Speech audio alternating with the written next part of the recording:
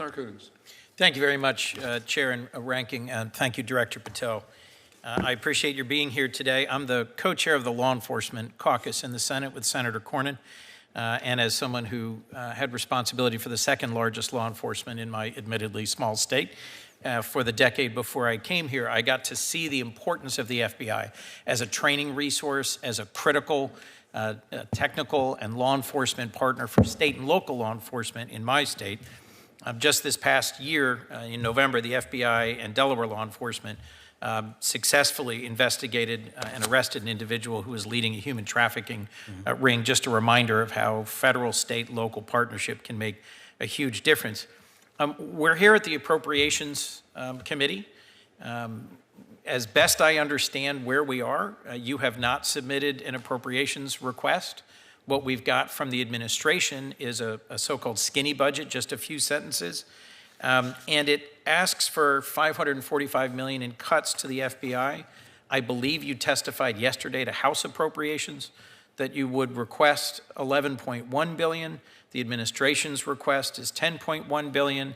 I'm familiar with the dynamics of differences between what agencies could productively use and what administrations request. But I'll be blunt, I'm concerned about the trajectory the administration has taken on funding law enforcement. DOGE cut, through the Office of Justice Programs at DOJ, 365 grants totaling more than $800 million. And they were not all DEI or climate change or things that didn't support the president's agenda. They cut grants that aided victims of crime, violent crime investigators programs, programs combating child abuse. I am not in any way suggesting that you were responsible for that. I'm just saying there seems to me to be a tension between those of us who want to robustly support federal law enforcement and the absence of any request from you here today. Will you return to this committee for us to have an appropriations hearing once there is actually a budget request from the FBI? I will speak to, this being my first go-around, Senator, I'll speak to the Department of Justice and circle back with you on that. Please, because bluntly at your confirmation hearing, you answered questions from Senator Padilla, Senator Britt about the urgency of retaining your workforce, investing in training. I believe you testified yesterday that if the budget request submitted by the administration was enacted, you'd have to lay off 1,300 agents. Is that accurate? There's a little more nuance to it than that. The folks that have taken what we call the fork in the road initiatives have filled that number in terms of how many would have to be quote unquote laid off. And then there's the leave federal service, which is an important reduction in the force that you have available to you to fight crime. Right. But those folks have already entered that program or are in it now. I look forward to getting an actual appropriations request from the administration and to going over it with you. Let me just renew one other specific question. Eligibility for the FERS annuity supplement. FERS is the Federal Employees Retirement System. If in fact the reconciliation bill that the House Oversight Committee is considering removes eligibility, this would deprive thousands of agents of tens of thousands of dollars a year in earned benefits.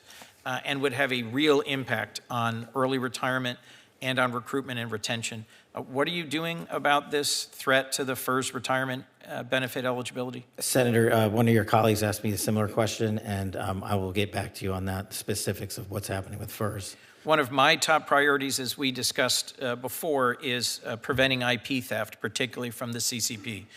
They've been particularly aggressive at stealing America's inventions and innovations. I was pleased to see you reference this in your testimony. What's the FBI doing to address threats to American inventions and innovation? And would an increase in funding allow increased efforts in this area? Taking that in reverse order, with more money, we can do more, Senator, put simply.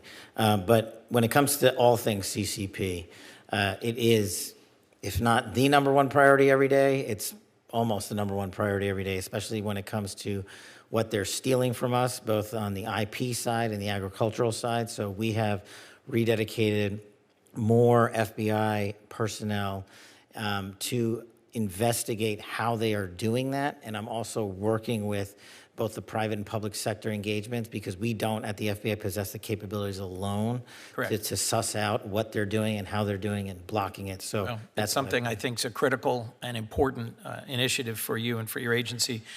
We also talked about FISA reform. In April of last year, the Senate reauthorized FISA Section 702 for 2 additional years and codified some of the FBI's internal reforms.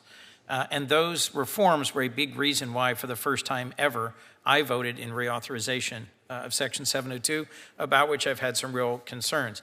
Can you give us some update on the FBI's implementation of these reforms and tell us what changes to Section 02 you might anticipate requesting when it comes up for reauthorization next year?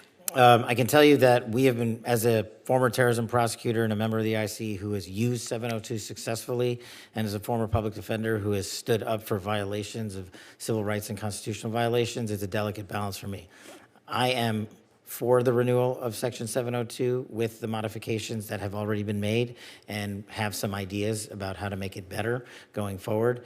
And in terms of how we've ingested the changes to 702 that were put in before I got here, I look back at the statistics, and I'll get them to you, the concrete ones. But I think prior to the changes made, there was hundreds of misuses of 702 internally, and now we have found one, which we believe was an actual mistake. So I think we're trending in the right direction.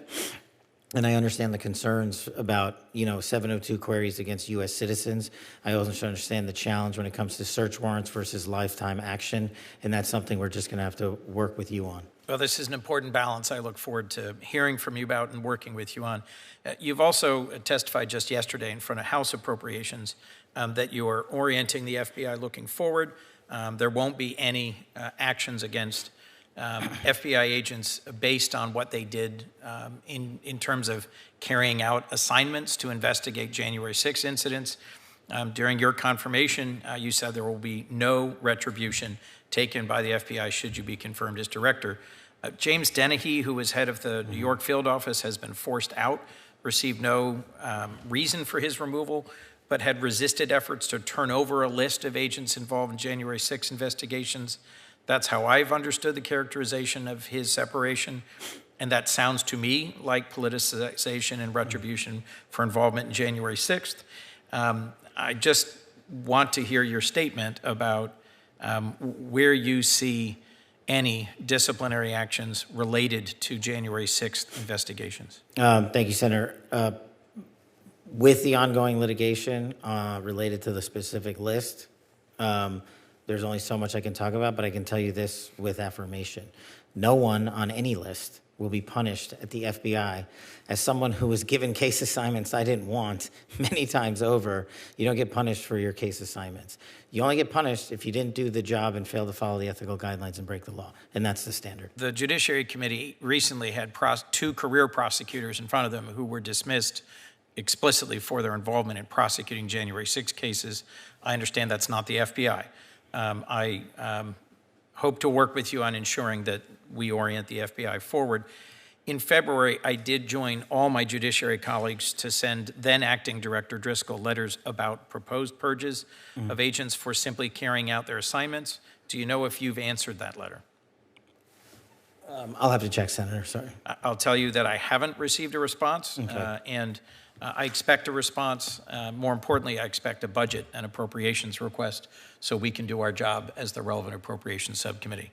Thank you, Director. Thank you, sir. Senator Coons, I'm the one who